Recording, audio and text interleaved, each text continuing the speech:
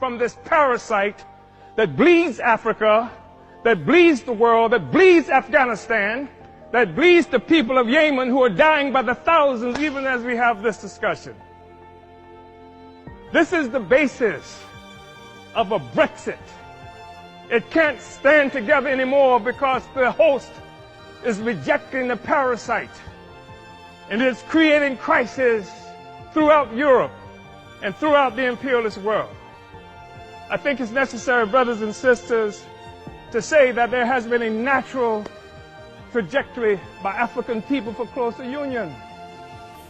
We know that we're talking about having this discussion in part because in 1884-85, Europeans sat at a table in Berlin, Germany, not a single African there, and carved up Africa into the territories that we now sometimes call countries and illogically refer to as nations. Africans didn't do that. It was Europe that did that. It was Europe and imperialism that required Africa to be divided so that the resources of Africa, both human and material, could come and pave the streets in London and grow the buildings in Amsterdam and bring clean water to New York, while the streets in Sierra Leone are not paved. And the people in Sierra Leone do not have clean water.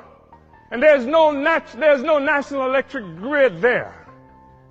It is necessary to keep Africa divided by European imperialism and by all the imperialism in order to continue to suck the resources from Africa so that cell phones could exist here, so that Steve Jobs and the others could achieve some great notoriety from the coltan that comes from Congo, where Leopold killed at least 12 to 15 million Africans in order to conquer and keep Africa in the condition it's in today.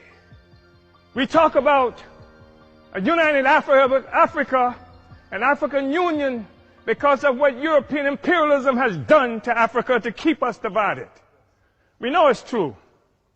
We saw 100 years or so ago, Marcus Garvey organized the Universal Negro Improvement Association and African Communities Leagues that stretched across the globe.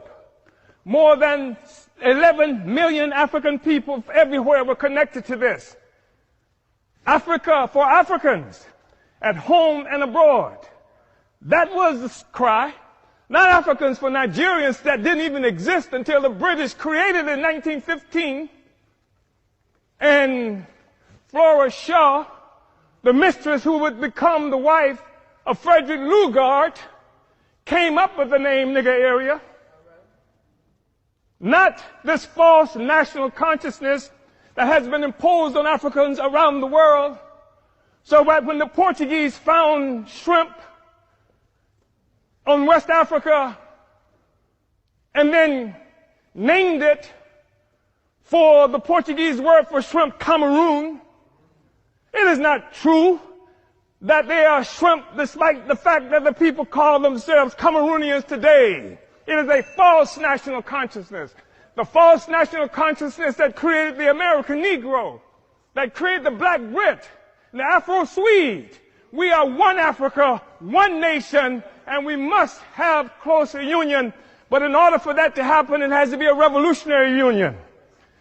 The Organization of African Union, created on May 25th, 1963 in Addis Ababa, Ethiopia, was part of an effort to circumvent efforts by Kwame Nkrumah to build a single union of African states. And instead, we come up with an Organization of African Union that codified the colonial borders that were created by Europe in 1884 and 85. We have to be able to break out of this, but it's going to take revolution in order to do this. African revolution in order to do this. African revolution that will destroy imperialism and the world economy that's responsible for the growing immiseration of the masses of people around the world. Uhuru.